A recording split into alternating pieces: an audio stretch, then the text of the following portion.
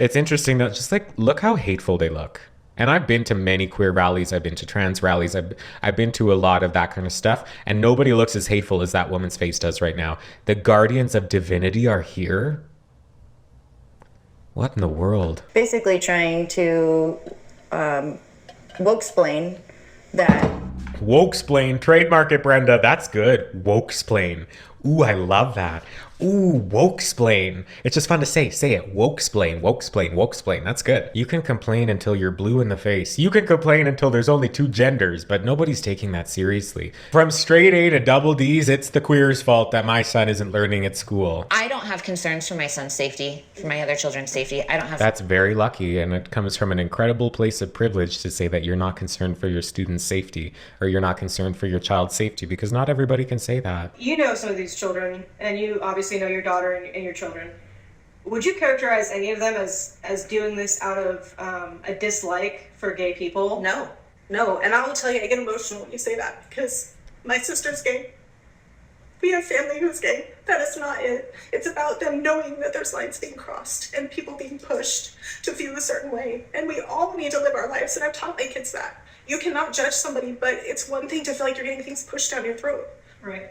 That is not it at all. So for people... Okay, I hear a lot of crying sounds, but I don't see any crying tears. If you believe in something, go for it. Again, queer people are not Jesus. You don't have the option to believe in them or not. You need to maintain a level of respect, and their experience needs to be held up to that of an equal part of their heteronormative counterparts. There is no supremacy on either side. They need to be held to an equal stature. They need to be held to the same level of importance. And the fact that your feelings are hurt based off of the fact that you don't feel like you are more important and more valuable and worthy of being shown to the world at the same rate as queer people just really shows your discrimination. Like, they're really saying the quiet part out loud here.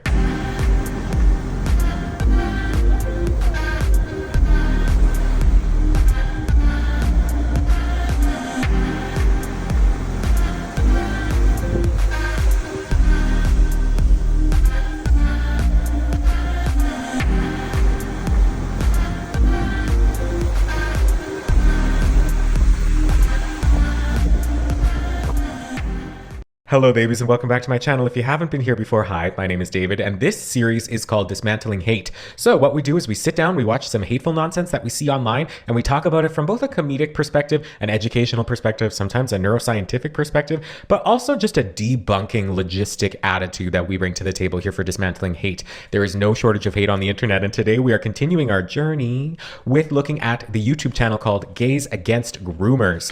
Now we have 2 things to look at here today. We have one short little 2-minute video, and then we have a 53-minute video. So we're going to do the short little one first, and then we're going to jump into this long one. But before we get started, I do need to say that while I will not be blurring the names or faces of the individuals here in these videos because they purport themselves as public figures on the internet, I do not encourage you to go to their profiles and leave them hateful messages because I do not want us to participate in the culture of hate. I may not have Michelle Obama's arms, but I do have her attitude.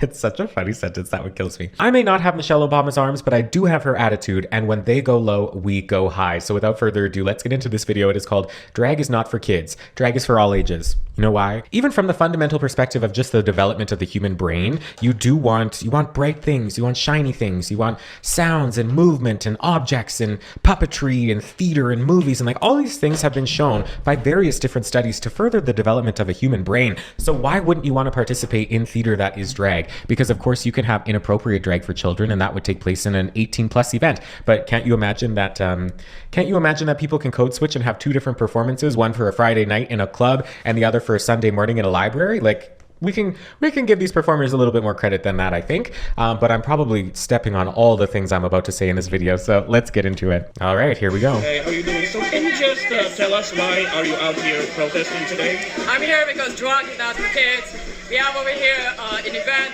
Drag Queen Story Hour for 6 to 11 years old. Drag Queen is adult entertainment. It's about sexualized performance. Okay, so there's the first problem right away. Like, it's not about sexualized performance. It's not always that. It sometimes can be, but it doesn't have to be. People can be more than one thing. But cross-sex dressing is about a fetish, and none of it should be available for children. It's not always that. I'm a drag performer. I do this. I don't do this for that reason. I do it because I like to look and feel feminine and dance around and, you know, it's dress up, it's playtime, it's characterization, it's acting, it's theater, it's camp, it's comedy, it's dance, it's vocals, it's not necessarily sexualization. For some, of course it is, but not for all. It's an art form that can be like, okay, so it's an art form like any other. So you can think of it like a movie or a TV show. Are all movies and TV shows made for children? No, but are some? Yes. So why can't drag be looked at in the same way as like any kind of other TV show? Some of it is appropriate and some of it is not. So yeah, take your kids home, but you can't be standing out. Well, you shouldn't. The problem here is that you're standing out here telling people what to do with their children, which is what you are trying to advocate against. Ooh. The kids' books about gender ideology, confusing them and leading them down this destructive path of gender dysphoria and gender ideology, and that girls can be boys and boys can be girls, and it's all a lie. Now, obviously, this is a very volatile subject on both sides of the aisle. I do. It just never ceases to look at somebody like this, someone who I can only assume is like a lesbian, right? And you know how I know is because she has her sleeves rolled. That's called the lesbian roll or the butch roll. Anyway, no, that's not a new sushi roll. It'd be a good name for a restaurant, butch roll. But anyway, I learned that from anyway, not the point, but it's shocking to see this coming from within the community. Like the call is coming from inside the house, never ceases to disgust me, honestly.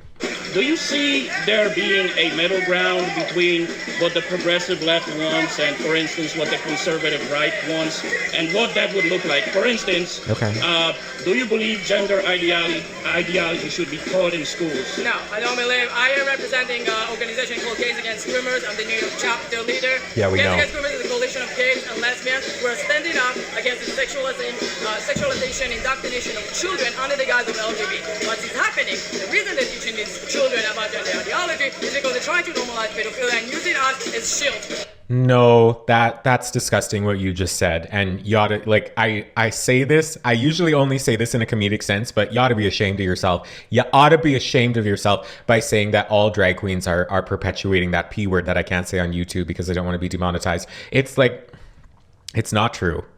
That is fundamentally not true, and that is discriminatory what you just said, and it perpetuates a culture of hate that is inevitably coming for your rights to Miss Gay, and not like the way that she was saying LGB and not the T. Like, it's equally as disgusting to exclude trans people from this as well because they belong. I don't even know. It's just like sitting inside. It's just it really baffles me. I don't think that there's any room for teaching gender ideology at school. It should be parents. Parents should support their kids. They should introduce them to this concept. God, I have gender ideology fatigue here. Like the amount of times that I've heard that, I don't even know what that means. Like just being an open and accepting person and just accepting people as they are. Like you don't have to be pushing anything on anybody, and you don't necessarily have to be explicitly educating somebody on gender ideology is the way that they put it. But it's just the way that you act in social situations. It's just like, don't be mean. I understand how that can sound incredibly reductionist, but like at a base level here, just let kids be who they are. You don't have to tell them what to do. They will come to you with what they think and what they need, and there doesn't need to be any interference before that. And I think they see, like, if the kids see that trans people exist, if the kids see that drag queens exist, they're just going to want to be trans too. Like, no, that's not how that works. In the same way that I can see all the cisgender people in the world and not be influenced like that in order to be cisgender. It's not like a virus that's airborne that I can just spend time around it and like breathe it in and then now I have it. It's just not how that works. And they should support the kids if they are gays or if they think they are identified as trans, but there's no room for school to teach us. School is about teaching English and math, not about being... Well, it's very interesting because as a person who's currently studying for their Master's of Education with a specialization in neuroscience, it's actually really consistent with the colonial idea that school needs to be only about English, like reading, writing, and math and science and social. It's a very like social efficiency kind of way of thinking, and it does contribute, like I said, to this colonial idea, also to this capitalistic structure that is currently destroying our world, and something that is shown to be a little bit more effective, especially for the positive mental health of your students, is is a theory of education called child-centered progressivism, and it's really consistent with that of indigenous ways of knowing, in that school is not just about reading, writing, and math. It's about the overall development of the entire child in order to create communities with connection and overall life satisfaction. And this idea of social efficiency, of like, you need to go to school just so you can learn reading, writing, math, and science and social, it's really shown to not be effective. Have you seen the test scores coming out of the US? Have you seen it's really interesting. And I think it ultimately comes down to people not being educated and people not actually having experience. Like, is this somebody who actually has spent time around drag queens, has spent time around queer people, has spent time in classrooms, have spent time around, have you spent time around any of the people you have been talking on behalf, other than your Gays Against Groomers, the chamber, your Gays Against Groomers echo chamber? I don't believe so, because it's really hard to keep reinforcing these ideas if you're listening to anybody else other than who is probably feeding you this language, because we've seen enough now. This is episode 7, I think, and a lot of these people are using the same language over and over. It's thought-stopping language. It's these big things that they're throwing up so that you actually can't sit down and think about one of them at a time to actually come to a conclusion. You're just distracted by all of these big things that they're throwing up. It's thought-stopping language. It's manipulative. And it doesn't work. It doesn't fly on this channel here, baby. Thank you so much. Oh, that's it. It's interesting though, just like, look how hateful they look. And I've been to many queer rallies. I've been to trans rallies. I've been to a lot of that kind of stuff. And nobody looks as hateful as that woman's face does right now. The guardians of divinity are here. What in the world?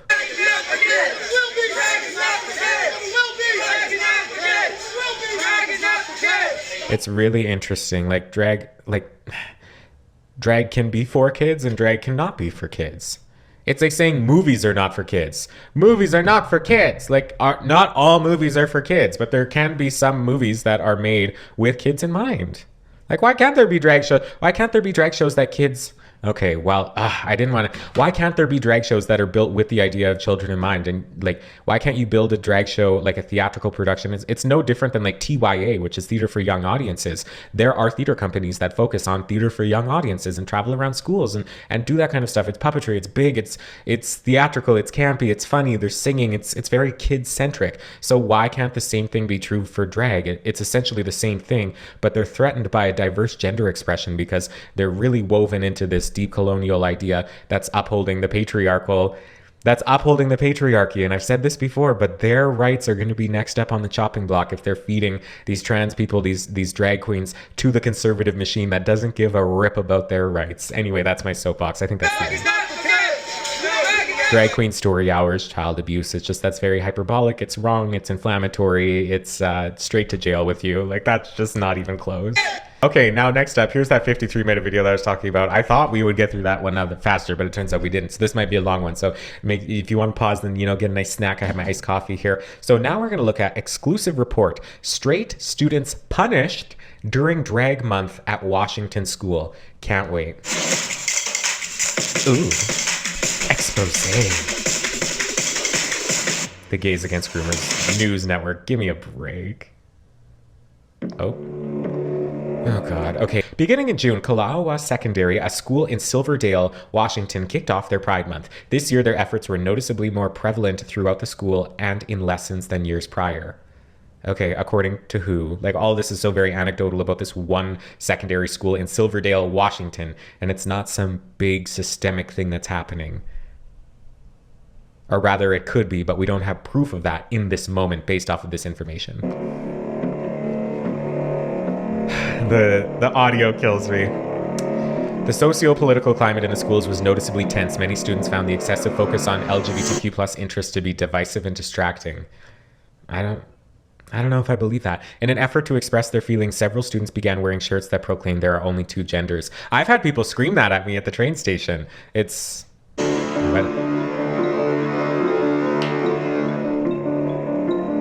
Gays Against Groomers investigated this story, speaking to parents and collecting student testimonies. This is their account. Like, what is this? What's that thing called? Marketplace? No, not Marketplace. What's the... Dateline. Dateline. This strikes me as like Dateline. Here we are at Clahalia Secondary School. We're following up on a story we did earlier this June. And we're going to be interviewing parents. We're going to be getting video from students telling their story about what happened here, the conduct of the teachers, the conduct of the administration, how this has affected the students, how this has affected the parents. And we're here at Clahalia Secondary School where this controversy all began so that we can launch our new media venture, Gays Against Groomers News Network, where we can bring you stories like this directly to you. Wow, like this is production. Like they got well, I mean it's not necessarily that much money, but like they got money, girl. Like they're out here doing they're branded, they got the logo, they got the t-shirt, like she's mic'd up here. It's just this is something. Central to the events at Kalai, I should have listened to. Secondary is Rachel, the parent who made There Are Only Two Genders shirts. Yeah, can't wait to meet her. So you were the person who made... This just strikes me. Like, it's so striking to see, like, the short haircut and, like, the cargo shorts. I was going to say cargo shorts, or even though we can't see it on Alex right now. Krostowski. Alex Krostowski. Yeah, interesting. All right. The shirts. Show me Rachel. Shirts that say... Oh, we need a counter in the back for American flags. Homophobes are very patriotic, which I think... that makes sense. I'm not from the U.S. I'm from Canada, but that lore There are only kind two of fits. genders, correct? Yes, I did make those shirts. What was the reasoning behind She's sitting there wearing one of them. making them, and can you take me through that process? Yeah, I got a text message from my daughter. She's 17, and her friend. Does that banner in the back say America? And then it says faith, unity, freedom. It's weird how patriotic these homophobes are. I don't even know if this is homophobia of like, there are only two genders, but why can't a diverse gender expression exist around you? Why is that so threatening to you? Like, consider the motive of these people. Asking me to make the shirts for them because it was Pride Month and everybody was coming to school wearing rainbows and pride shirts. So But we're not actually getting down, like, it's just, we're not even talking about the same things. Like, we're comparing, for lack of a better term, like apples and oranges here, bestie, because like the pride flag, the rainbows, how does that imply to you a diverse gender expression? wanted to be able to express themselves as well. Okay, so this, correct me if I'm wrong, so this got started in a response to Pride Month at the school specifically. Yes. Yeah, the kids are being too gay, so I had to make these shirts. How were the shirts received by the school administration initially? Well, some of the kids were... There's just something about the fact that they're both sitting there without socks on that carpet. I don't know what it is. It makes me feel weird. Told that secretly or very quietly that they did like the shirts and they supported their cause, and then there was very loud... Why would it have to be a secret? That's problematic language in there. Something's afoot, and it's not just their little piggies in that carpet. Teachers and administrations members that were not supportive at all of the kids' shirts. So a mixed response from the administration. Yes. Take me through how 6 shirts turned into nearly 100 shirts, because that's quite an achievement. Whoa, 100 shirts? That's sick, bro. Nice. Started with 2. Oh, okay. And then throughout the day, they kept texting me, telling me that a couple of their friends wanted them or a boyfriend wanted one. So it ended up... That reminds me of the time when I was a kid and I was selling hot dogs and popsicles to a paving crew that was paving the street I grew up on. And I had a walkie-talkie and I would be calling to my mom in the kitchen who would be making more hot dogs. And I'm like, they're buying me out of hot dogs. I need more hot dogs. That reminds me of this, except it's not the same thing at all. But it's kind of funny. It's just the maternal helping, the mom helping with something. But it's not the same at all. I just thought that'd be fun to share. I had 6 shirts at my house that I could make, and then they wore those to school. And then the next day, they had asked me to make about 30 more with kids requesting them, and then it just kept expanding. So at the end, I made 96. The girls helped a little bit. So this was completely organic then? Yes, I didn't... The camera angles are serving like middle school drama project. Like it's just, I think we've seen probably 15 different angles of this thing so far. Oh hell, what was I gonna say? It wasn't that. Anyway, it'll come back to me, I'm sure. Oh, I remember what it was. I want to see all of these shirts now that are like in Value Village, because I think there will be a point where this comes back, and wearing one of these, like I could wear one of these to be ironic, you know, like as a non-binary person who uses they them pronouns. I think it could come back to the point where it would be pretty campy if I wore that shirt just to start conversations with people. Would you wear one? Let me know in the comments. I know that sounds silly, but I stand by that. Mm-hmm. Was going to turn into this. What was the impact of this incident, and how has it been for you and your son specifically? For me, that's right, son. I've actually had some of the people like reach out to me, and like some moms have actually donated to the supplies, because I wasn't charging any of these kids for shirts. I was just making them out of my pocket expenses and my time. And So it's been supportive from, some of the community members at the board meeting, the school board meeting that I went to. I did get some glares, but other than that. So not too bad for you personally. How's this affected your son, though? My son has been pulled into the office and been told that he's been wearing hate speech and that he's being exclusive. And those two things are correct. It is, well, I don't know if it's necessary. It's hate text. It's a hateful shirt.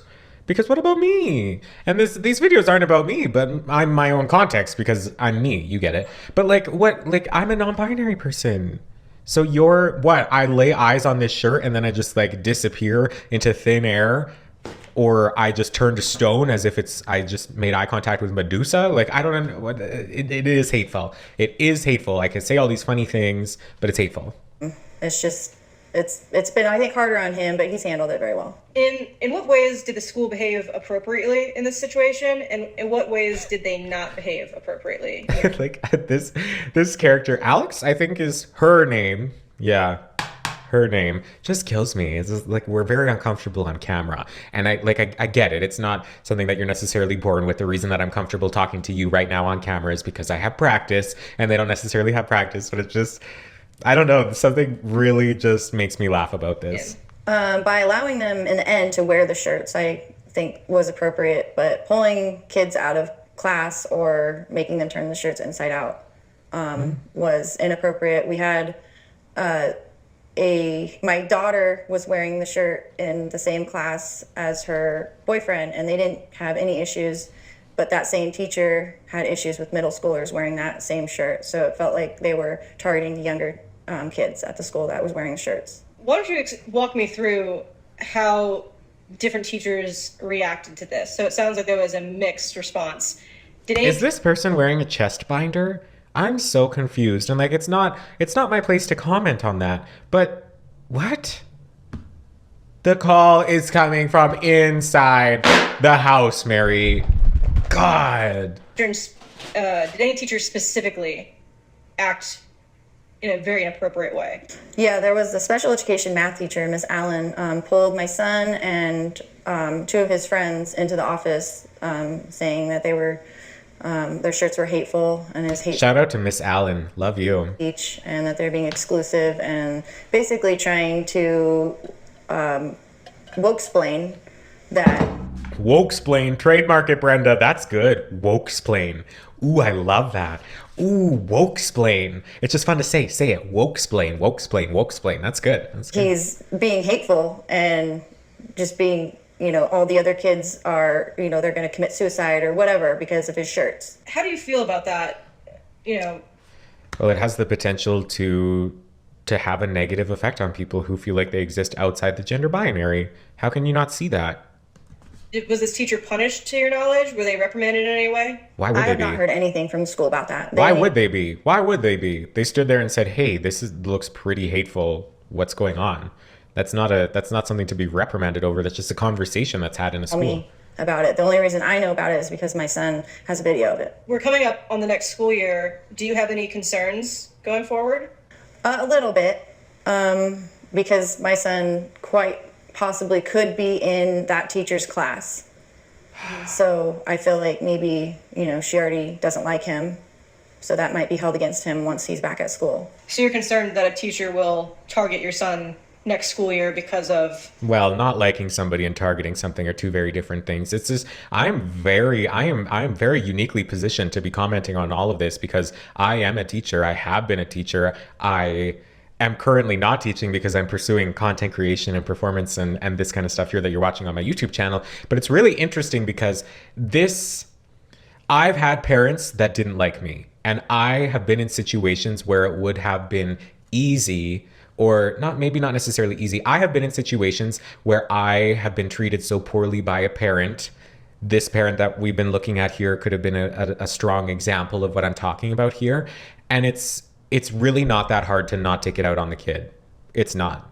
It's not, because people naturally like people. Like, it's just people say all the time teachers don't have favorites, but yes they do. It's like they say, like, do you have a favorite kid? Like, if you're a parent, I'm not a parent, so like, but like, it's just, we have favorite people. There are people that we naturally get along with, and then there are people that we naturally don't. And that's what informs the relationship between student and teacher. Like, I've gotten along super well with kids that their parents hate me or seemingly disliked me. Maybe hate wasn't the right word, but I've had arguments with parents, but I still really enjoy the presence of that kid because they're just funny, or like for whatever reason, they're just people that we naturally click with, and age has nothing to do with that. And in the same vein, like, I've had parents who have really loved me and I don't get along that well with their student. So I can, like, yes, okay. I remember grade 7 specifically, I had a teacher that my mom did not get along with, rightfully so, because I didn't like that teacher either. Oh, no, maybe that's why that teacher didn't like me either.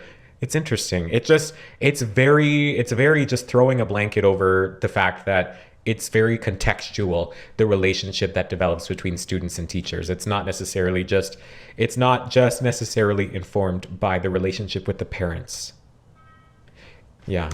Participation in expressing himself this previous year. Absolutely. Do you have a plan on how you are going to address that with the school should that occur? Well, I plan on showing up to parent-teacher conferences wearing the shirt with my son. Yeah, that's probably going to go really well. That's going to go over well. Jesus. You're in solidarity with him. Yes, I am. I will support my kids and their beliefs and how they wish to move forward with this. And if they what about other parents supporting their beliefs? Besties, I'm sorry, we're only 6 minutes in. This is gonna be a long one, but I did tell you to get snacks, so it's your own damn fault if you didn't. More shirts.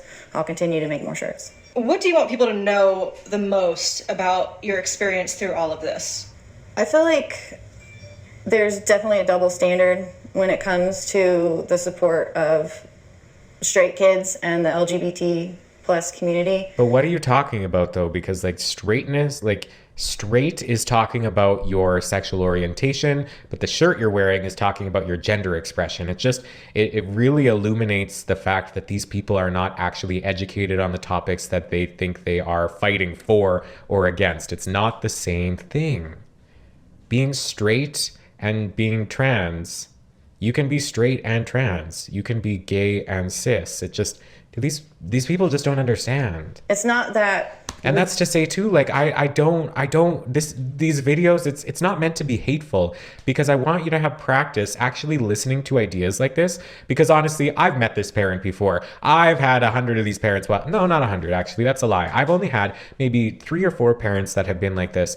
And the majority of parents either A, are very supportive, or B, don't really care either way. They're like, yeah, sure, whatever. And that is to, like, I'm not here to be hateful. That's not the point. I'm here to give you practice to combat ideas like this when they come up for you in the real world, because I've been in those real world situations, and because it feels so personal for me, because I am a non-binary individual, I get heated, and then when your lid flips, when my prefrontal cortex is out, it's my fight or flight brain that comes out, and then I don't have access to like rational thinking to actually engage in a conversation like this with these kinds of people. Not that they have any access to rational thinking also, but this is for education. This is for practice engaging with ideas that are discriminatory like this. So when you see them out in the wild, maybe you have a little bit more confidence in order to combat them in a polite and respectful way, because we don't need to be hateful. We don't need to attack their looks.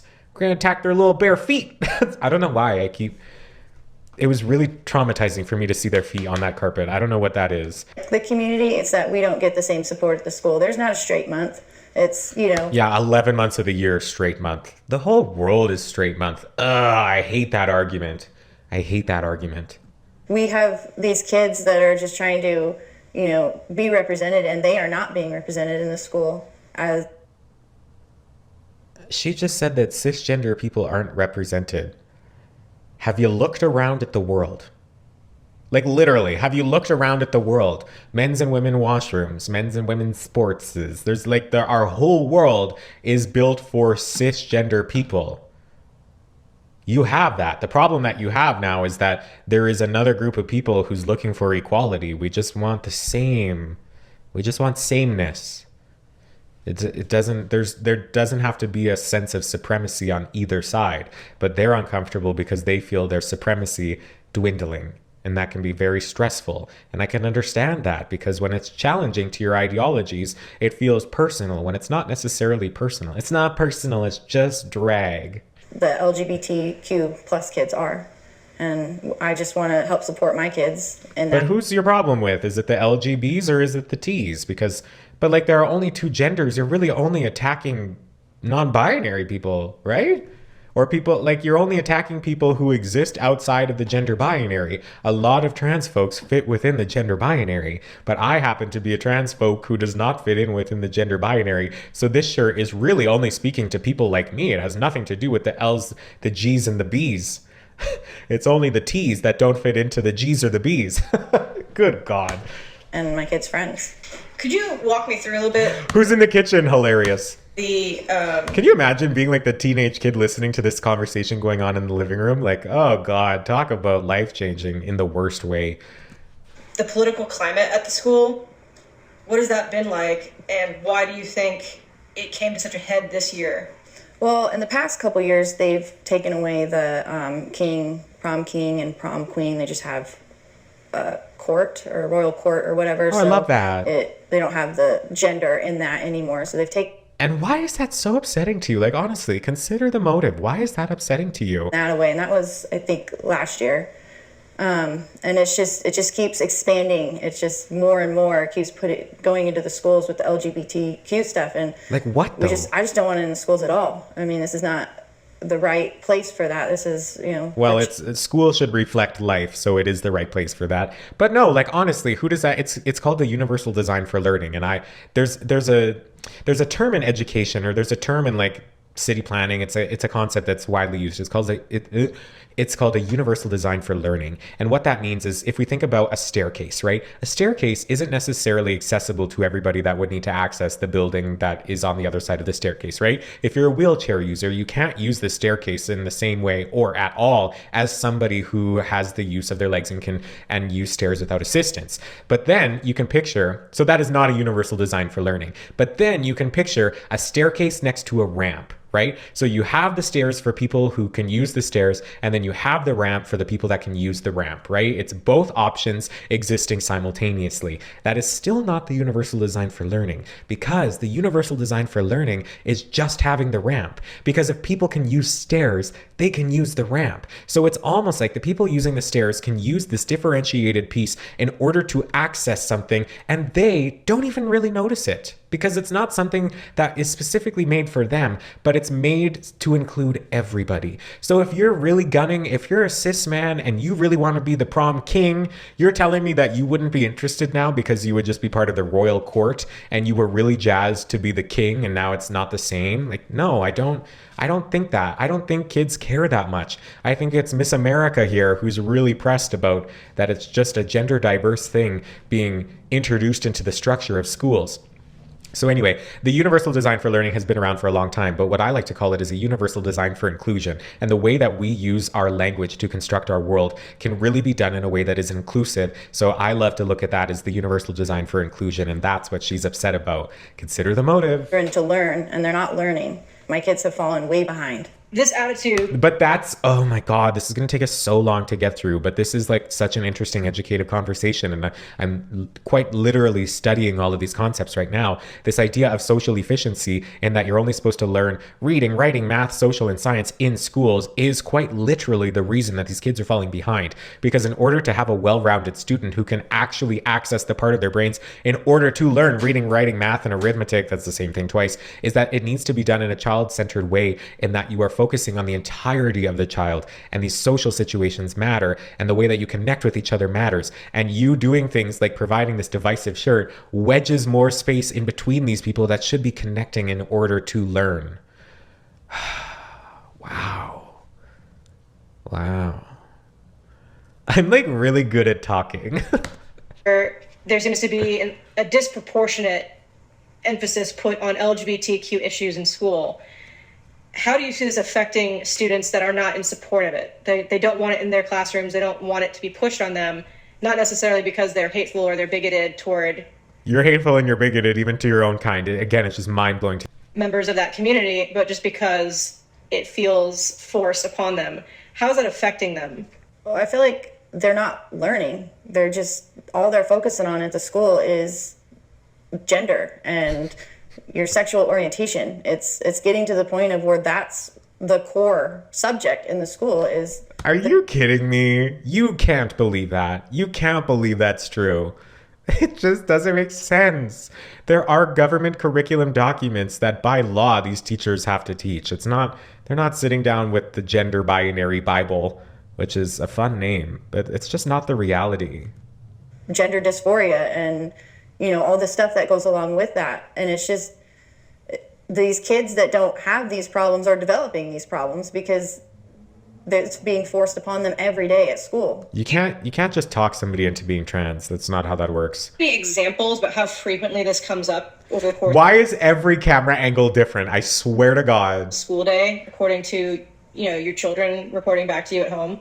Well, there's kids that walk around, as furries, and, that's not... I don't know if you really know what furry means, and a kid walking around wearing like a dog hood or something like that is not...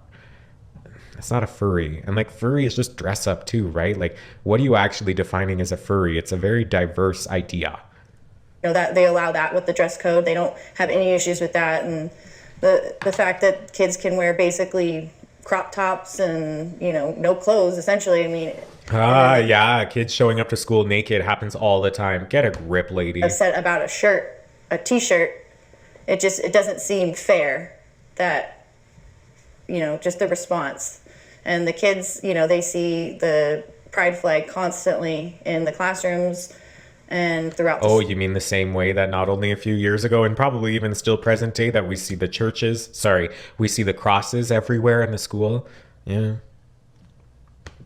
And I keep trying not to touch religion, and eventually we're going to have to. But it's interesting, the parallels. In Pride Month, they had one on display in the Commons, and the kids were not, very happy about that. Oh, it's not even in every classroom. It's just in the library or in the atrium or whatever the Commons means to them. One pride flag really got all of these people that pressed like a panini. Again, tell me you don't have a personality without telling me you don't have a personality. These are the kind of people that you would sit down and say like, oh, so what do you do? What are you interested in? What's your vibe beyond like the job that you do? And they wouldn't be able to answer because it's all pejorative, infantilized glitter speak. I cannot stop saying that phrase. I love it so much. All right, let's contender. Even on Flag Day, they put up American flag next to the Pride flag. So would it be correct? Because it's Flag Day. Wouldn't you put up all the flags on Flag Day? Does anybody else think of like, what was that show? Sheldon Cooper, The Big Bang Theory, Flag Day? Anyway. To characterize this as the school is veering away from academics and academic excellence. Who's just lingering in the kitchen there? I could see the reflection. I don't know if you're moving away from academics. It's just... in pursuit of a... Because clearly the academics have been working. If this is the generation of children that have been pushed out of public schools in the United States anyway. ...social agenda with their students. Absolutely. I feel like I've been trying to get my son help this whole year. And I finally get contacted about... or my son gets... pulled out of class or pulled out of the hallway for a shirt, but we can't get him a test for an IEP. Well, yeah, but it's not because the learning support teachers are like sitting there figuring out how gender is going to be imposed on all of these students. The limited access to these academic supports has nothing to do with this queer agenda that they're labeling it as. It has to do with public education in the United States. And again, it's just these people aren't educated on these issues. Gays Against Groomers is so thankful for... because it's like, it's a very immature way of looking at life of like, here's the problem that I have, like, here's the thing that I'm not getting, or like, here's the issue that I have, and then here's something that I don't like. And I'm going to say that the reason that I have this problem is because of this thing I don't like. And it's just such a very limited, like, blinders on way of thinking of like, no, the thing that you don't like is probably unrelated to the problem that you have. It's just, it's interesting to see people really lay down and get comfy in these logical fallacies and kind of weaponize their incompetence. What you've done, you've been very brave to speak out this way. You have not been brave. Your son is incredibly brave for doing this, and we stand fully in support of you and your children having your own opinions and wanting a space where you can go to learn without having things hoisted upon you. Hoisted. Interesting. So we certainly stand behind you.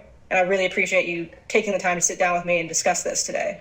Well, thank you for your support. We definitely need it. Listen, as Rachel's son Grayson gives a first-hand account of his experience. Really? As being a straight male, do you feel like during Pride Month, the LGBTQ, are you being represented at the school, or are you being excluded?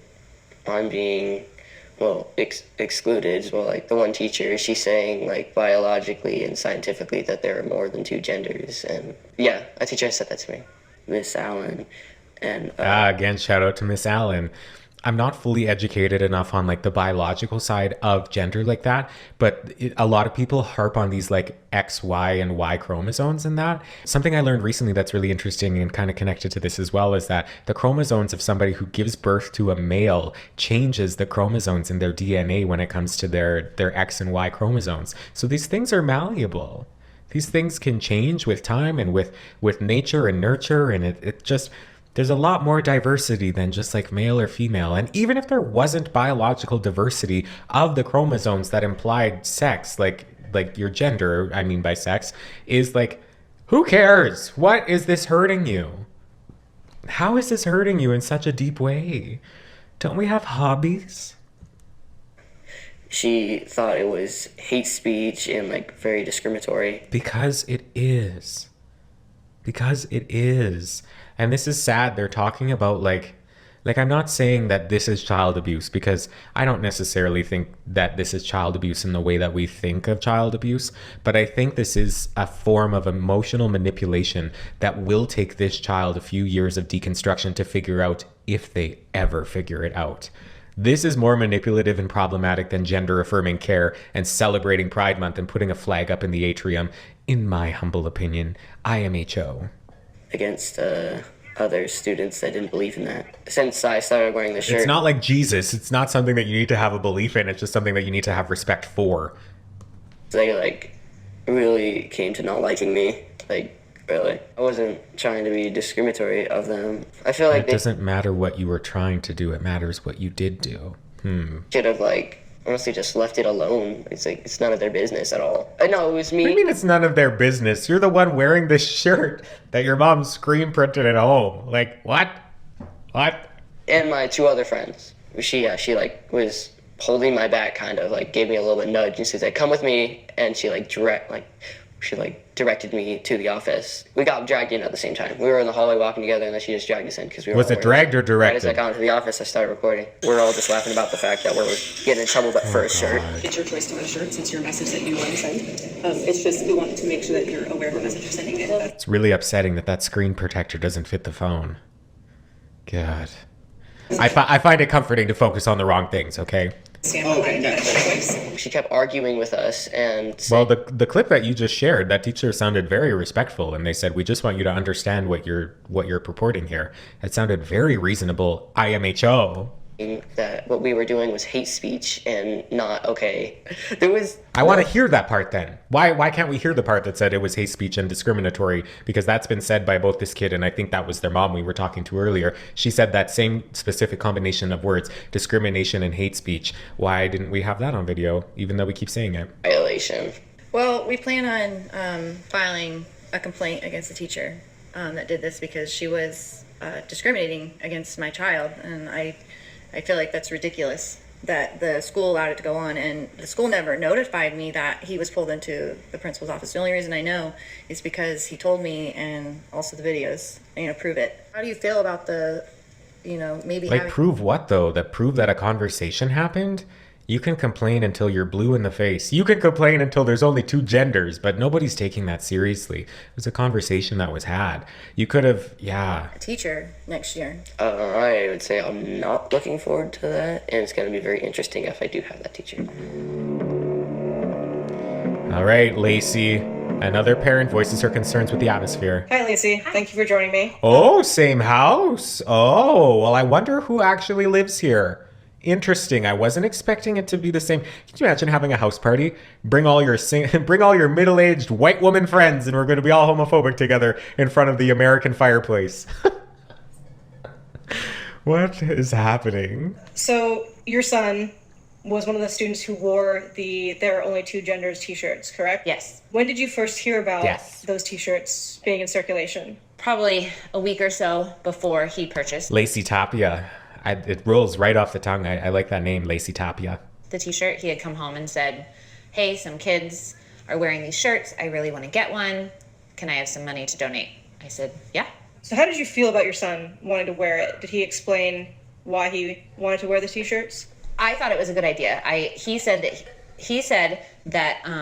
he felt that he should be able to express himself like everybody else at the school was expressing themselves, and I back him completely. Now, was that in reference to the other "There Are Only Two Genders" t-shirts, or was that referencing the Eagles Pride shirts that have... It was referencing everything. Did your son get into any trouble at school for wearing these shirts? And if so, how did that play out? He didn't get into any trouble.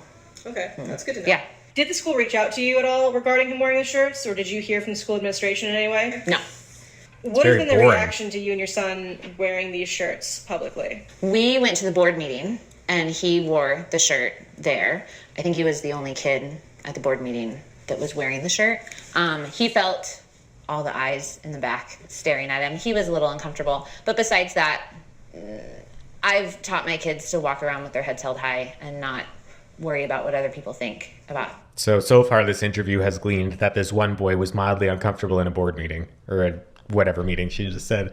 This is a very boring interview. Their morals and values and beliefs. So how do you feel the school handled Pride Month, and how do you think they handled the students who chose to wear these shirts in response? The Pride Month, I felt, was handled, how do I word this? Come on, Lacey. It was a little excessive. I think the kids who chose to wear the shirts were doing it as more of a, I don't want to say retaliation, but wanting to be able to speak their minds also. And you know what? I don't argue against that. I think if they were uncomfortable with the amount of pride stuff that was going on in a school, I think they should have been able to sit down with the principal and have a conversation. But really, it illuminates to the idea that these kids were not comfortable having these conversations, and under this idea of social efficiency in schools, that kind of purports that same colonial idea of like, you're not allowed to talk about these things that you think are taboo. So, and under this idea of child-centered progressivism, all of these people should be able to be in this constant state of communication to have these conversations, to the point where you don't need to like go home and get your mom to make a shirt in order for you to start this conversation, because this should have been a conversation. This shouldn't have been a shirt. This should have been a conversation in the office. Not like in the office like you're in trouble, but like so far I'm not hating Lacey. She seems okay. She has some misinformation, but she seems okay so far. I hope she doesn't ruin it. I don't think that the school backed all of the students, and that's what was unfortunate. I have no problem with children wanting to express themselves in any way that they want to. If they want to wear a pride shirt, that's fine. But I think countering other kids should be able to wear an American flag shirt or there are only two genders shirts. Or yeah, but those are very two different things. Like the American flag shirt is one thing, but there are only two genders shirt, it's different. Anything like that. And unfortunately, is that unconstitutional? I'm not from the US, so I don't know, but it seems like something to say. Those kids were told not to. How has your son described the atmosphere at school regarding the LGBTQ in the curriculum, especially during Pride Month? He said it was very excessive, and he asked me if he could leave during class when they were taking time to just talk about that, and I told him he could. His goal with school is to go and learn, and there was a push for open communication about Pride Month in class, almost every single day. So he found that to be very distracting? Very distracting, yeah.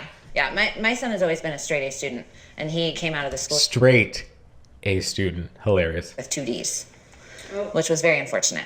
Was your son... From straight A to double Ds, it's the queer's fault that my son isn't learning at school. upset by the LGBTQ curriculum because it made him uncomfortable, or what caused that reaction out of him? Because it was taken away from his learning. He had homework in all classes. He, was behind in this or behind in that, and he wasn't given an opportunity to complete the tasks that were put on them because they were focusing on Pride Month. Logistically, I don't believe that. I do not believe that.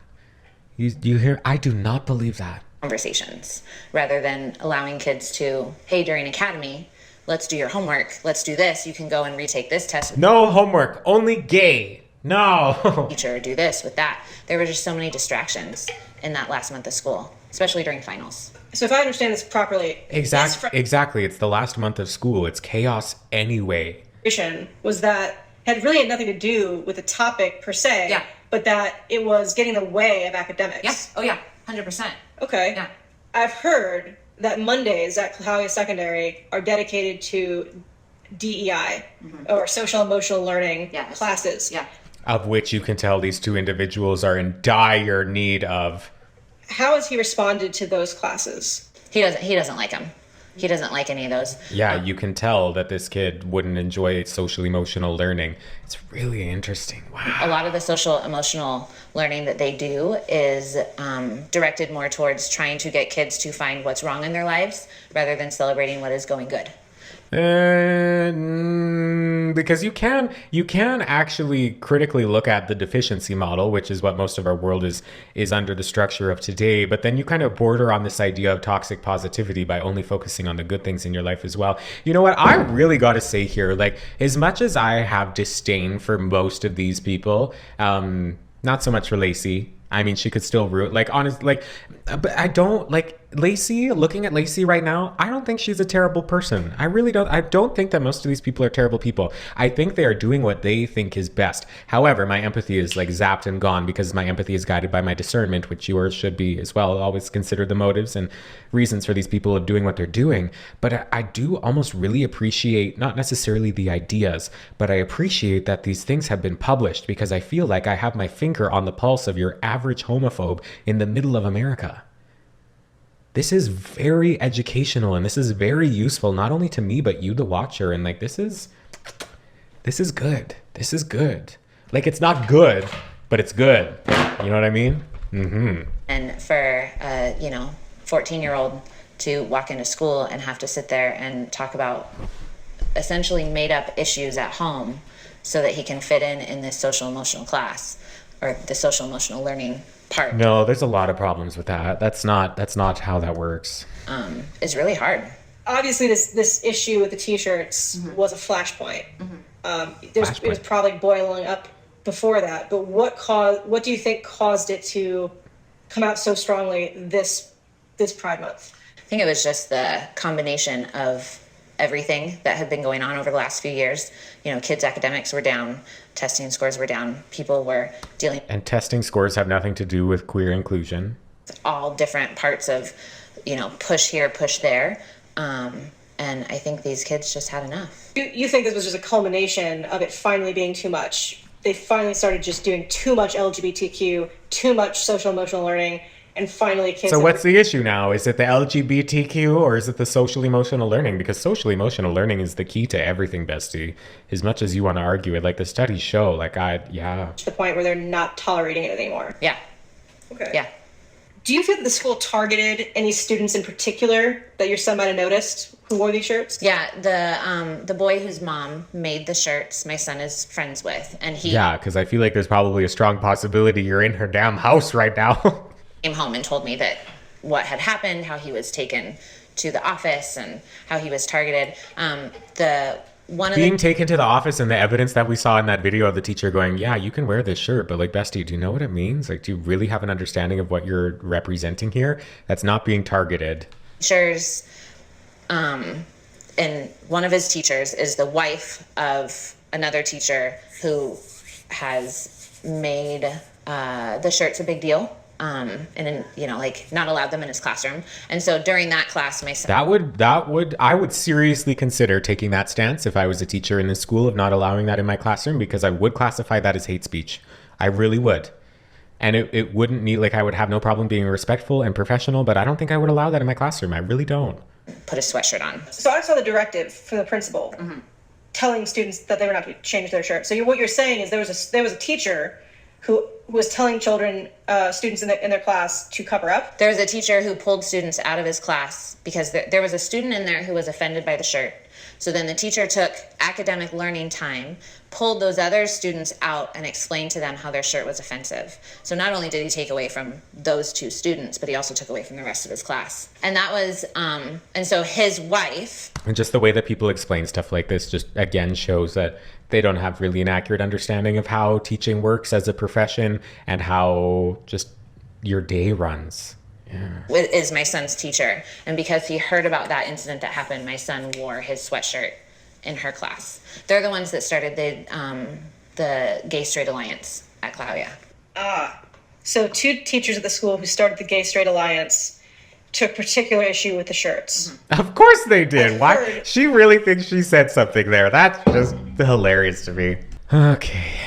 There were some teachers that in response to the shirts, there are only 2 genders, started wearing shirts that said, today is an excellent day, or today is a good day to respect someone else's pronouns. Had you heard anything about that? I have not. So what's the problem with that?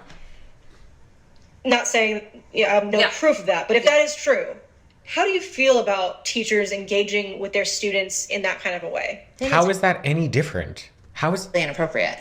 How is that inappropriate? That's the exact thing. That's the exact same thing. That is the exact same. If the kids need to have their space to express, if the kids need to have the space to express themselves by the use of a t-shirt, other people can do the same. It's very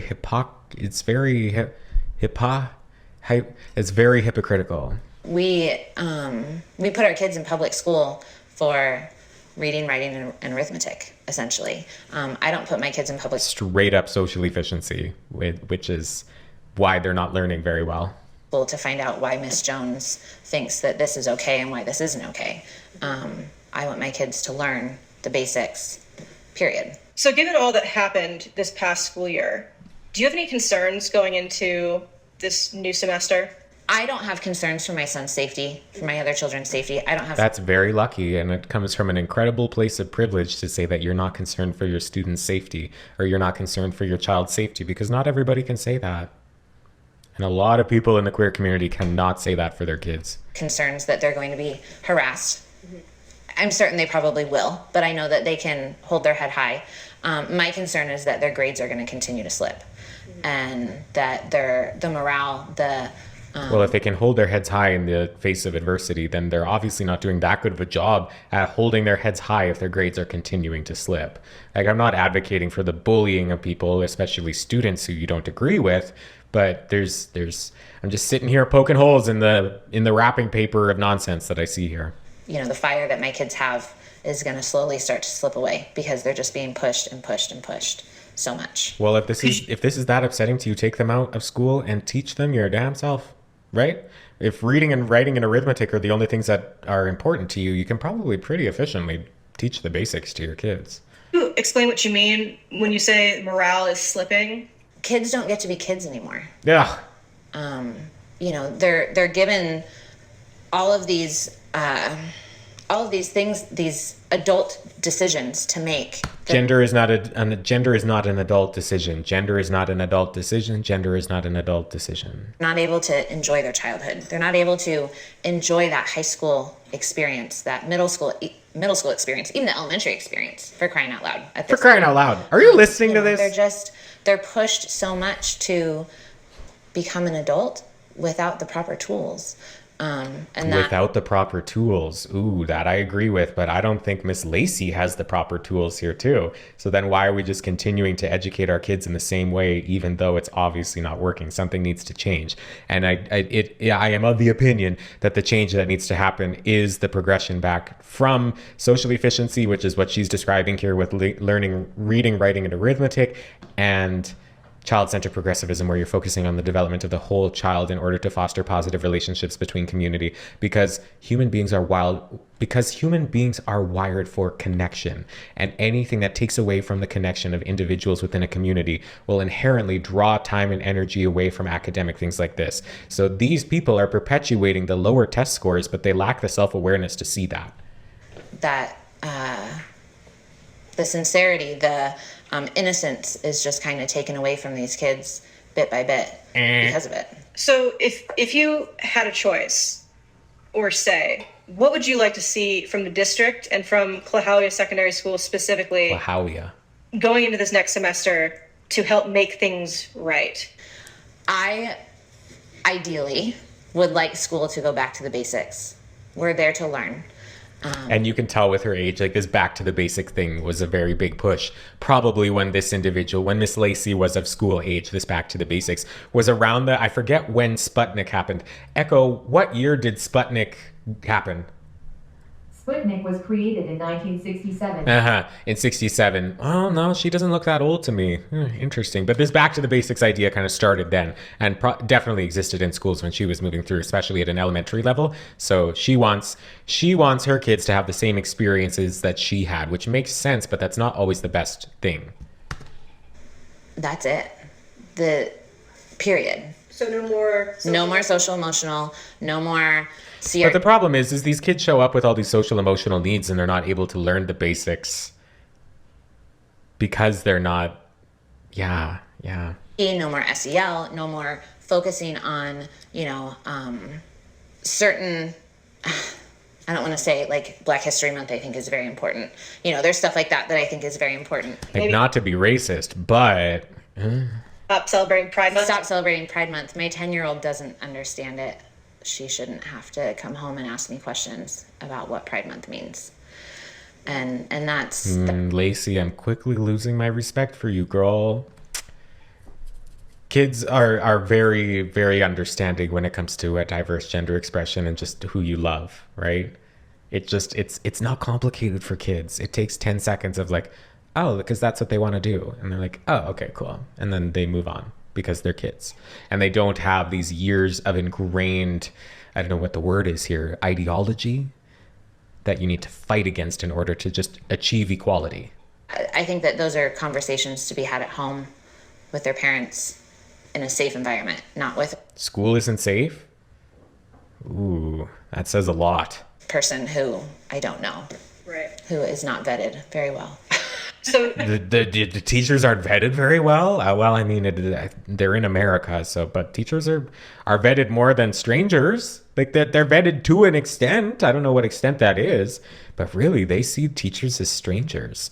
But that's, again, like as a teacher, you need to be able to have those strong community relationships with your parents in order, because if your parent doesn't have a sense of respect for your teacher, then as a student, it's almost impossible to muster up a level of respect for your teachers if your parents don't have it. And then but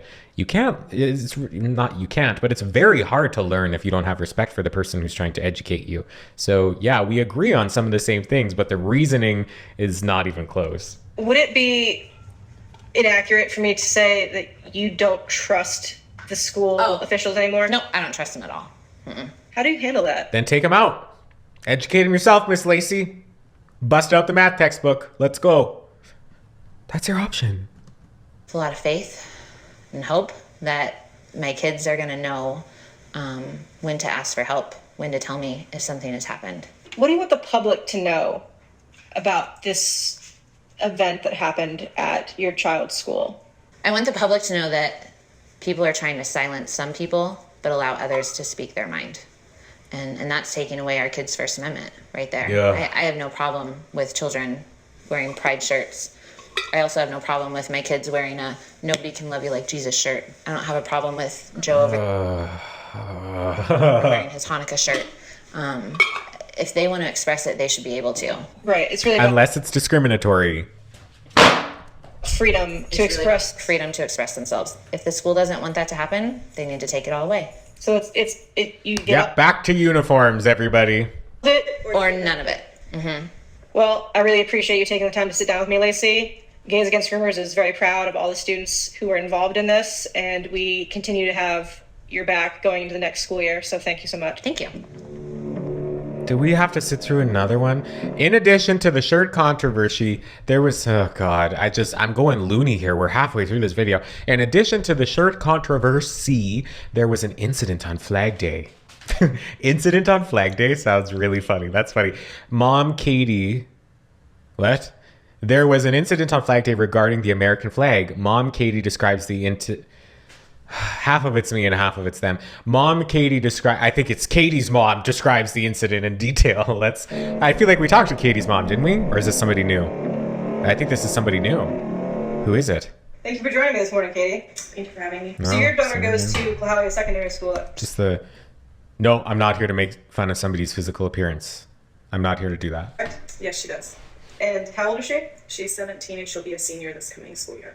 Okay. Can you speak up? Did you know about your daughter's plan to hang the American flag in the Commons on Flag Day? I did know this prior to her doing it. There was a lot of chatter around the school about how students felt uncomfortable that there was not an American flag in sight, but a rather large pride flag. So when she decided to do it, we kind of talked and realized that Flag Day might be the most appropriate day to do it.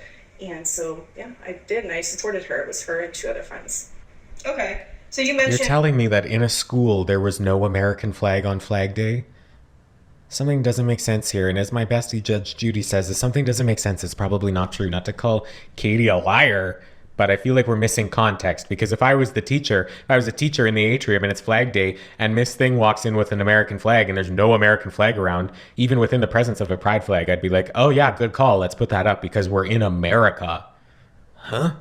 That this was a plan for her in reaction to the pride flags around the school. Can you tell me a little bit about that? Yes, there was a lot going on in the school for Pride Month, and students that don't agree with those boundaries being crossed were really kind of thrown for a loop. The colonial boundaries that in fact strip you of your rights as well?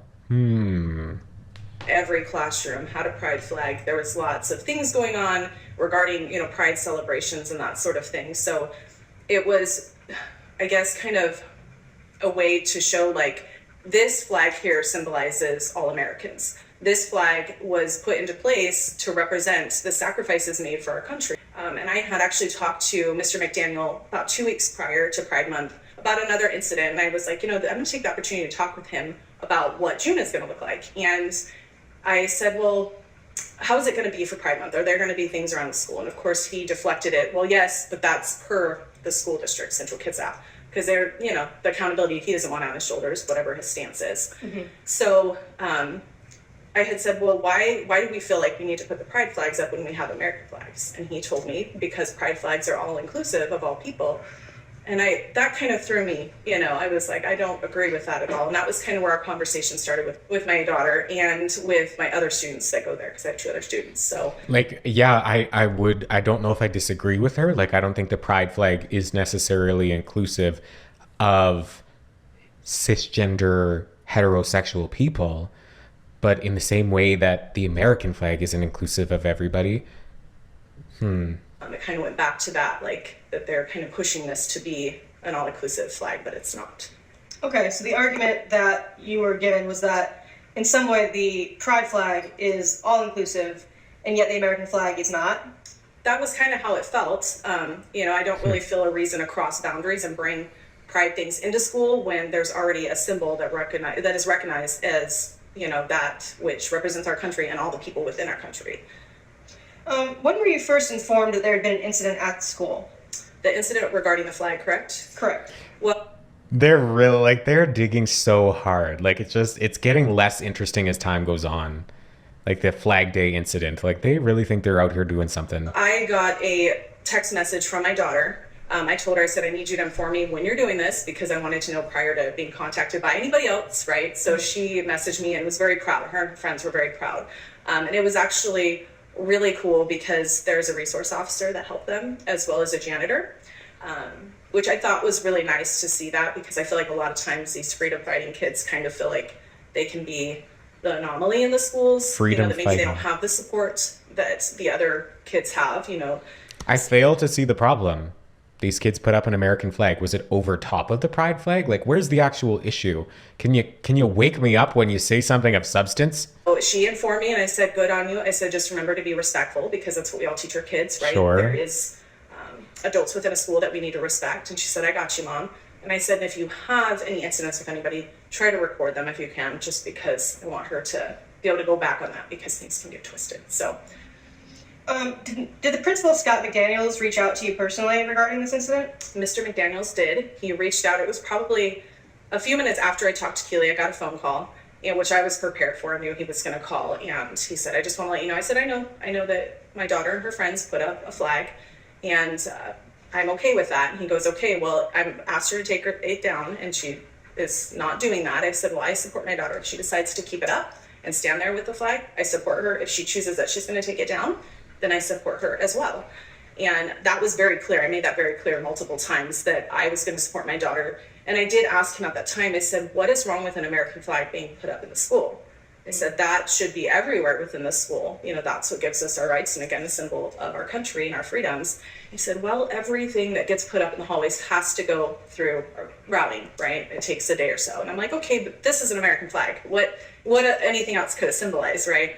And he said, well, there's a pamphlet of paper with it. I said, well, she can take that down if that's what's bothering you. And I said, and she understands that she couldn't place the flag right because of where the pride flag was placed, right? Because there's proper handling and placement of flags. And it said that does bother Keely, but she's at least showing that they'd like to have the American flag up there, and maybe later it can be moved.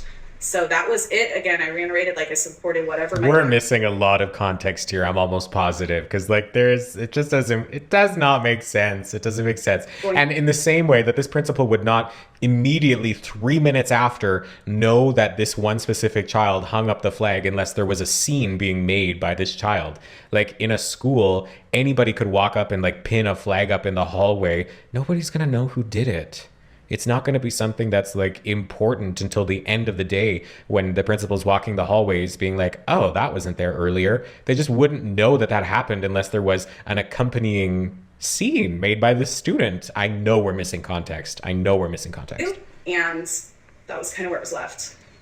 What was the response from the school administration, and how would you characterize their conduct towards you and your daughter? I think he was trying to be as politically correct. I mean, the only person I ever heard from was Mr. McDaniels. I never heard from him after I talked to him the first time. I lost a lot of trust in him, though, because he went on to tell my daughter that I said to take it down, that I had told him that I agreed with him to have her take it down. I did not say that at all. I said I supported my daughter what she chose to do. And so that kind of bothered me because it's, you know, he told something to my daughter and she was confused. And in that time, she didn't have time to call me and say, hey, what's going on, Mom? So I get this correct. The principal of the school, who is supposed to uphold values of trust, honesty, integrity. I'm so bored. Had a conversation with you where you chose to support your daughter. Like and lied to your daughter. I'm going to just start muting it instead of pausing it. Like, I get it what they're going for, but it's just, this isn't that big of a deal. You're sure that he said that I said to take it down? And she said, yes, Mom. Like, I get it. Trust is very important, and a breach of trust like that breaks relationships and is not how positive school relationships are formed, but... Was the American flag left up, or was it taken down, and who took it down, if so? It was taken down, and it was taken down by Mr. McDaniels. And, you know, it was later on told by the district that it was taken down because it wasn't placed right, which was never a conversation between Mr. McDaniels and my daughter. You know what, though? I am going to pause it for this one. Again, it comes from an incredible amount of privilege for these two people to be sitting down in this house on a whatever afternoon, talking in such intense, pointless detail about the placement of an American flag over a pride flag when queer people are out here trying to save people from being murdered in the streets because of their gender identity. Like, I'm sorry, I don't want to sound that scary or be that dramatic, but like, people from our community are either taking their own lives because of people like this, or they are having their lives taken from them from people who share similar ideologies. They may not be together on the spectrum, but it is the spectrum of hate that these people exist on to some degree. It is such an amount of privilege to be talking about such minor details about the flag incident. Get a grip. Stop it. You are embarrassing. Like, you're hurting my damn ear sight. Just taken down. Yeah. And he had told my daughter and her friends that he would talk with them and that they would work on getting a flag up for the remainder of the school year. And that never happened. It was just kind of lip service and, you know. Lip service? You're telling me there was no American flag in a school? Their excuse, you know, well, we have a lot of things going on. So it's kind of like, okay, at least her and her friends made an impact. They had a lot of support from other students that were like, good job. And even faculty, you know, so that was good. So how would you characterize this incident as being resolved, and do you consider it resolved? I don't, because I feel like they were told that something was going to be done so these students would feel included, and nothing was ever done. You know, if you're going to tell somebody you're going to do something like Mr. McDaniels did, and he never did, then that's not following through, so it's definitely not resolved. Sure. Do you think that the school behaved unfairly in this incident? I definitely feel like the school behaved unfairly. There is no reason that if a student is trying to put up an American flag, they shouldn't be allowed to do that. You know, especially in an area where there's a lot of military, you know, there's a lot of pride here, you know, for our country and for those who have fought for our freedoms. And I feel like it kind of put out there that they don't care as much about those things as caring about like the Pride Month stuff, because that's in the media. That's what's going on. That's the cool thing. It's kind of like going to any store and seeing, well, this month they're going to have a bunch of rainbow stuff. And really it's all about money. And that's really what I see, is that they see those pushing the hardest. The commodification of Pride Month is an actual issue, but that's not really what this is about. And again, it's weird that this is on like the Gays Against Groomers podcast or the Gays Against Groomers YouTube channel, because this isn't a comment about gay people. This is a comment about Mr. McDaniel from this one school in this one district in, where are they? Washington. This is a comment about that one individual person or that school, not queer people as a whole. Seem to be those that support the pride side of things. And we're kind of left here. So, do you think that your daughter was targeted or singled out in any way, or did it just happen because she was the one who put the flag up?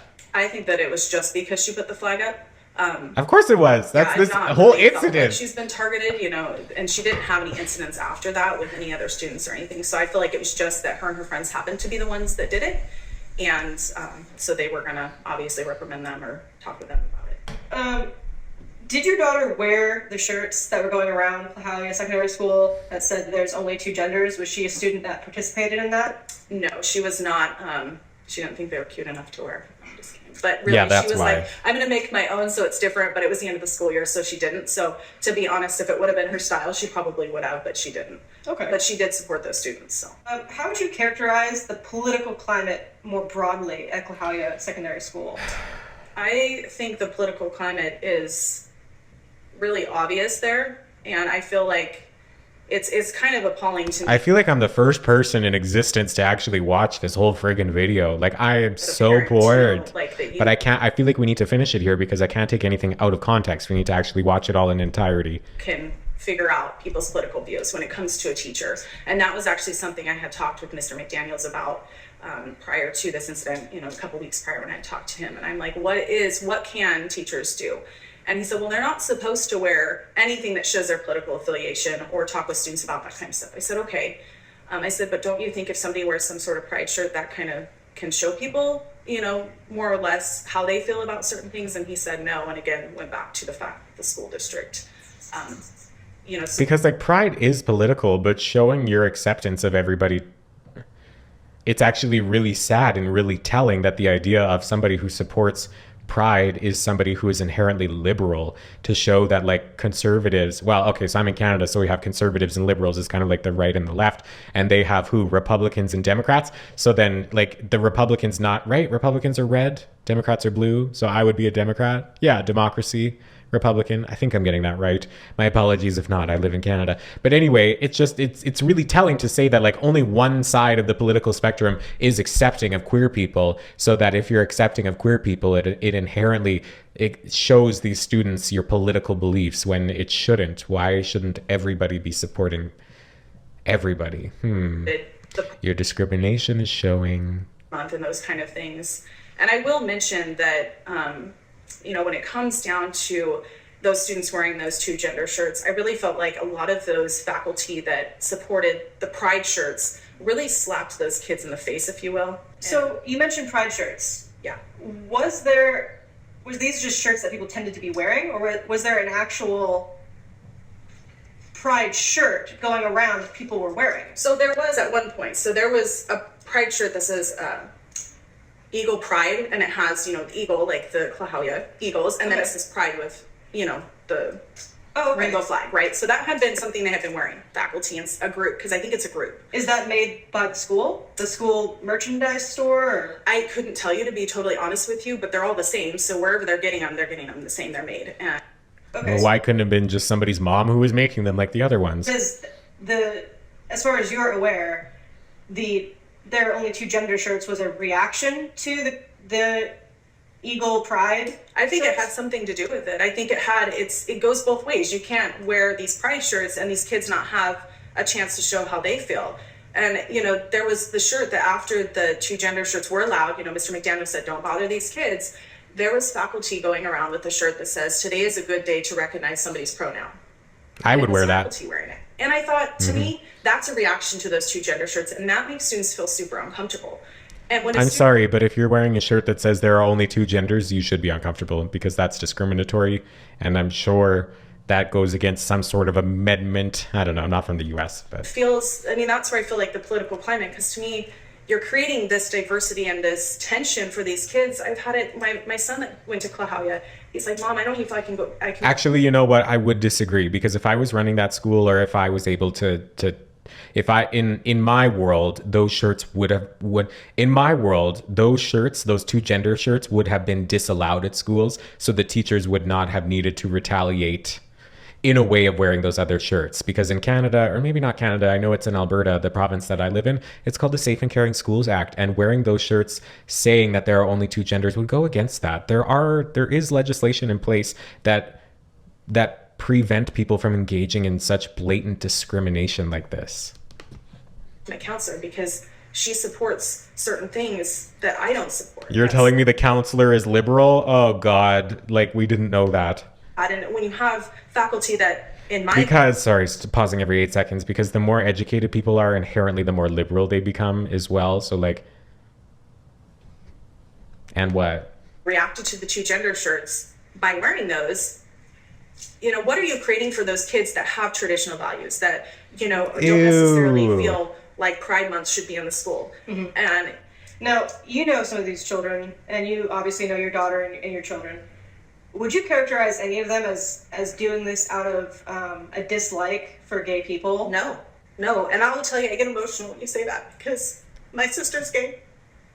We have family who's gay. That is not it. It's about them knowing that there's lines being crossed and people being pushed to feel a certain way. And we all need to live our lives. And I've taught my kids that. You cannot judge somebody, but it's one thing to feel like you're getting things pushed down your throat. Right. That is not it at all. So for people... Okay, I hear a lot of crying sounds, but I don't see any crying tears, but whatever, your stupid crocodile tears. But anyway, it's like I have the heteronormativity being shoved upon me in the same way that you feel this queer stuff being pushed on you. It just, we lack so much self-awareness. Come out and say, they're bigots, they're hateful. I had somebody tell me that because I was proud of my kids for what they did.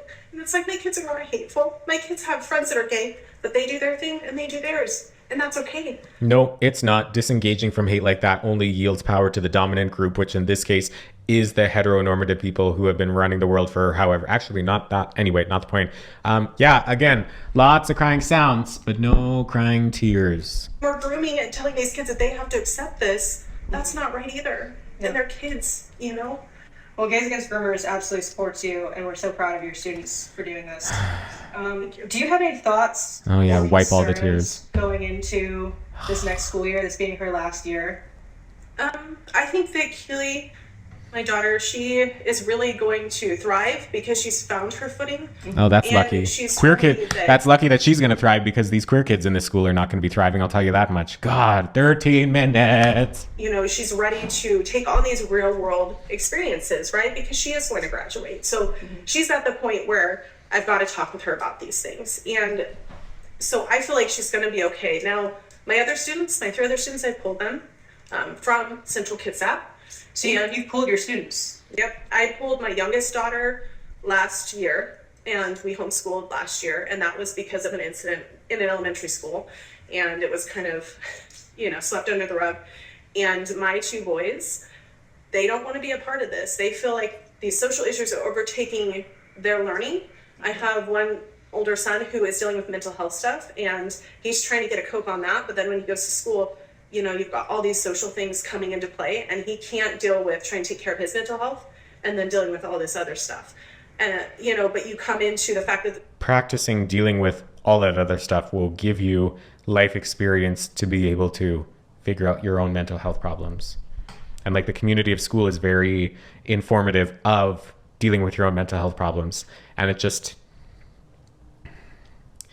I'm not minimizing the struggle of mental health issues, especially within kids, because they do exist. And I out of all of the people I have empathy for here, these adults, I don't care about them.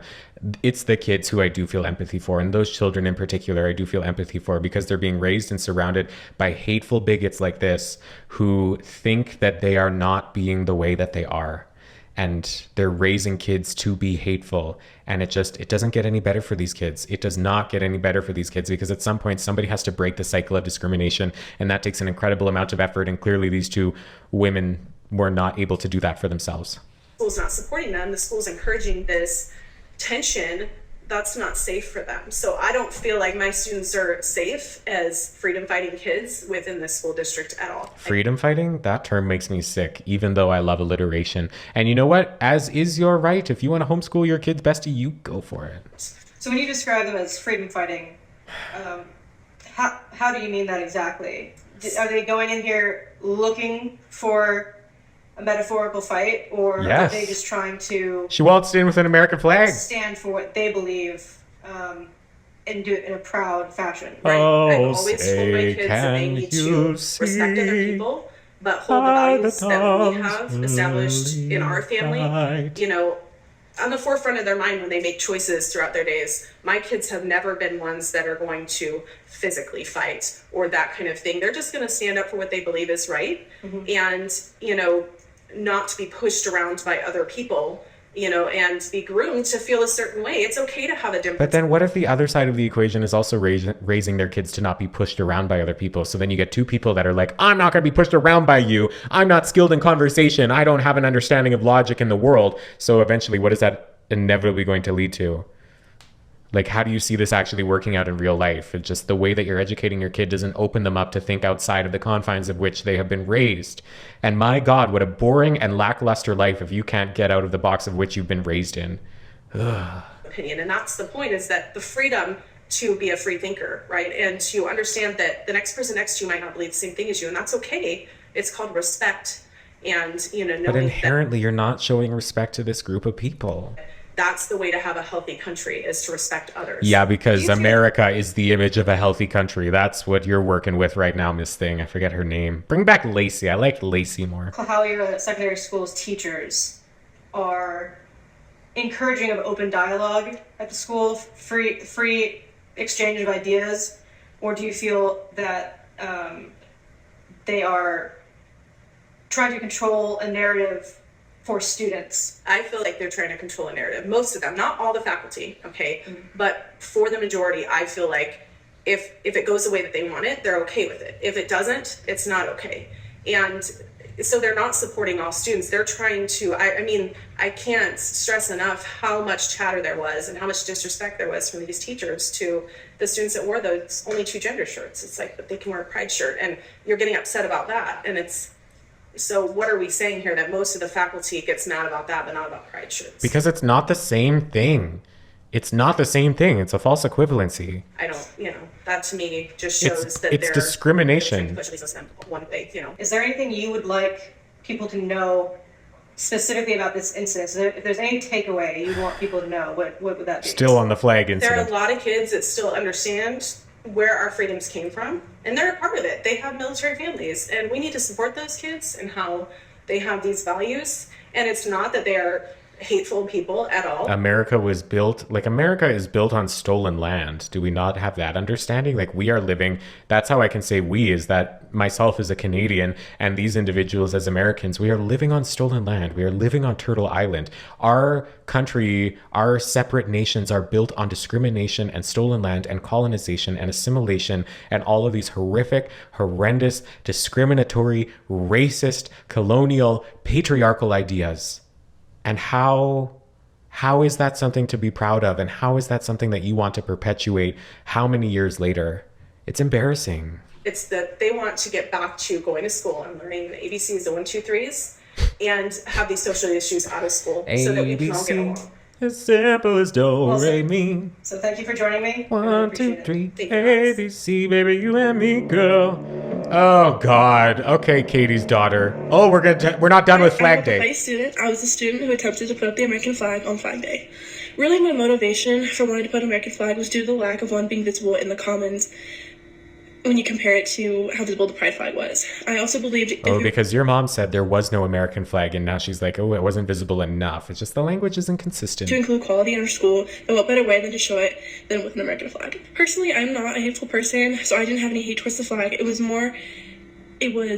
And it feels like it is inappropriate for a school setting, on top of the fact that it does not include all students. I also felt that not only for me, but not only for myself, but for others, it's something that a lot of us can't get away from. In a sense, it's constantly being shoved in our faces or down our throats. And, with people who are just trying to go... I don't think I'm really going to have much to say for this part, because she's just saying all the same things that her mom said, and that makes sense because that's usually how that goes. But finally, somebody who's talking a little bit faster. Today, a lot of us are seen as hateful for not having feelings or showing feelings towards the pride flag or anything in that sense. I had planned on hanging out the American flag, I think a couple days before the day we actually ended up doing it. And so I had me and a couple of my friends, I had a flag. We went down to the Commons and we hung up our flag, and I also had a couple packets explaining like what the American flag meant and how it stood for equality as a whole, and as everyone is included. And so I hung that up, and as I was hanging it up, I had a couple groups of students who were rooting me on and everything for doing something like that, because it wasn't only just me or my couple of friends who were feeling this way and felt that this the flag should be up. So we had hung up the flag. We kind of walked away from it for a little bit, and my school resource officer, he is very supportive. He was really supporting what we were doing, and which was really awesome. And we were walking, and I was stopped by Mr. McDaniel. It's the same thing that we heard already. And I was asked if I knew who hung up the flag, and he told me that if I wanted to have a meeting with him, we could talk more about getting a flag put up, an extra flag put up. Like an extra flag. So the mom, well, I'm not going to call her a liar, but I'm going to say, did she not say that there was no flag? There was no American flag anywhere in the school? I feel like she said that. And now the daughter's saying it's an additional flag. So make it make sense. Which, I did kind of talk to him about later, but really wasn't a thing. And so because you had already put one up. Respectfully, a lot of people came up to me, were like, why are you taking them down? And I had to explain why. And I was super respectful, because I wasn't trying to cause an issue by putting up the American flag, but doesn't matter. Just something that I was trying to. Doesn't matter what you were trying to do. It just matters what you did. And so I took it down. I actually left the packets that explained the meaning of the American flag. I left those hung up, and I wrote a note card kind of explaining why it wasn't there anymore. There it is. There it is. That's the problem that the principal had. It wasn't the presence of just a basic American flag. It was a pamphlet explaining your hateful ideologies. Taken down. And that was really the end of that for the day.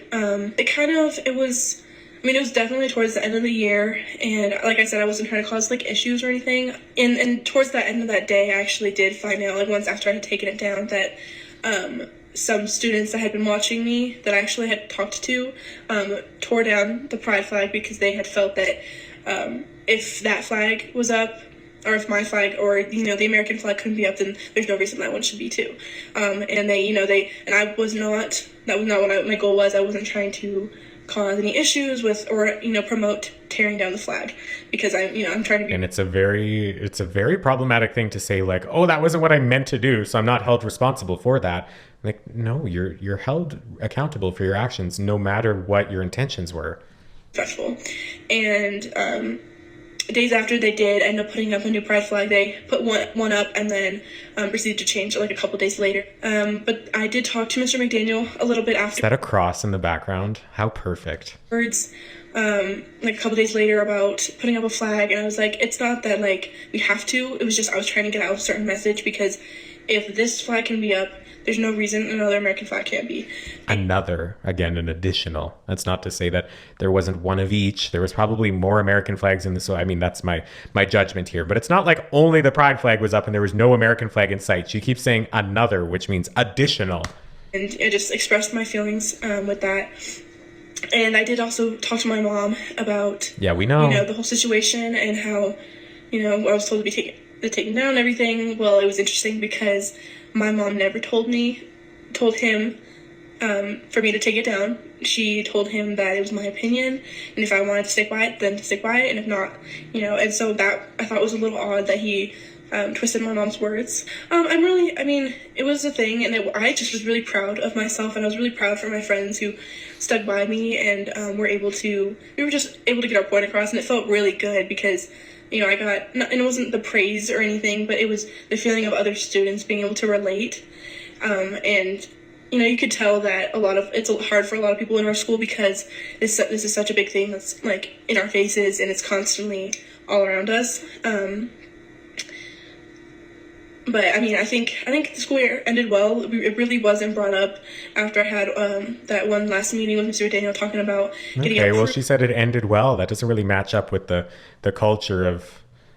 It doesn't really match up with the culture of what the mom was saying earlier. Interesting. It wasn't really something we talked much more about after that last meeting. Oh, well, then it seems like it ended fine from your perspective. So then, I'm too worried about it. What are we doing here then? But I really could tell that I could see my school's downfall when it comes to this social aspect, because I've been at the school since 6th grade. I've seen the way it started and then to now, and it's gotten really bad with the social aspects. I thought the school year ended fine, and now it's what? People's beliefs, and it's a lot, because it's for people like me who are just trying to go to school, get through it, socialize with friends, do whatever, just going through our day. A lot of us have to deal with this, and us people like me who are just trying to. But according to your mom, you shouldn't be socializing in school because you should be back to the basics. Only reading, writing, and math. No talking. No socialness. Live their life. We get hate for, not giving attention to these types of things, or, things that have to do with pride or the LGBTQ community and things like that. If you believe in something, go for it. Again, queer people are not Jesus. You don't have the option to believe in them or not. You need to maintain a level of respect, and their experience needs to be held up to that of an equal part of their heteronormative counterparts. There is no supremacy on either side. They need to be held to an equal stature. They need to be held to the same level of importance. And the fact that your feelings are hurt based off of the fact that you don't feel like you are more important and more valuable and worthy of being shown to the world at the same rate as queer people just really shows your discrimination. They're really saying the quiet part out loud here. That's what I did. I thought, I did what I wanted to do, and I spoke up for myself, and I spoke up for other people. And if you feel like you need to do that in any kind of situation, I say go for it, as long as you're doing it respectfully and you're not being disrespectful about your beliefs. Her intentions were disrespectful, but from what it sounds like, it doesn't sound like she was disrespectful in the way that she did it. The execution didn't seem disrespectful, but the idea was disrespectful. Does that make sense? Yeah. It's not even your beliefs. It's not a belief. For things, go for it. And don't let other people's opinions, whether it's has to do with pride or just anything, don't let anybody's opinions change how you feel or let it affect you. It's a really dangerous thing to say. You should be critically listening to others, and it is okay to change your mind. That's our whole point of existence, is to modify what we think about things and integrate new knowledge into our schema and scaffolding. And it's kind of the whole point of being alive, is to listen to others and build a conception of what you believe based off of not only what you think, but by the people who are around you. The point where it's hard to even focus on the things that you need to focus on, because that's kind of where it's at in this point in time. And me personally, I know it's easier said than done, but you just have to stick up for what you believe in. And if what you believe in is you believe that you need an extra American flag in your school, go for it. I'm all for it. I'm rooting for you. She's talking like she's an activist of I'm going to be the first in the long line of additional American flaggers. Start your own merch, girl. Talk to that one kid's mom. She'll make you shirts. The world is very different, but it's embarrassing. I believe that we all should be treated equally, and we all should get a say in the way that we feel and the way that, unless it's discriminatory, things are portrayed to other people, and just everyone being themselves in a way where we can all just live our lives without it being shoved down each other's throats. Okay, it says, this is not a unique situation. This is happening all over the country. It is wrong and must be stopped. Well, wow. Gender ideology does not belong in schools, and we will not stop until it is no longer forced down students' throats. And yet you're forcing your heteronormative ideologies down our throats. But not even that, because it was a gay person walking us through these interviews. What in the world? Oh, and then hard stop. No outro or anything. Oh my God. Okay. Well, that's 2 hours of my life I will never get back. So besties, you know, I can talk. It's okay. Apparently it's the whole world that has the same problem, that these few anecdotal stories that really amounted to nothing, to be completely honest with you. There was the kids who wore the there's only two gender shirts. There was the flag incident. They're spending all the time on the queer stuff and not on the, you know, it's just a whole bunch of, it's really something else. So thank you for joining me on this incredibly long episode 7 of Dismantling Hate here on my YouTube channel. I've been your host, David Day. If you enjoyed this, please see the playlist of all of my other videos. They'll be linked down below or in my profile, and you can go there. If you want to spend more time with me, I have a podcast. I have DJ tracks on Spotify. It's just hilarious to say out loud. And yeah, follow me on Instagram and TikTok if you're interested in that. And yeah, I hope you feel a little bit more empowered to challenge some of these hateful ideologies should you come upon them in the wild. Thanks for spending this long time with me. Leave a comment down below. Tell me what you thought. I'd be really interested to know your thoughts on this as well. So thanks again for joining me, and until next time, goodbye.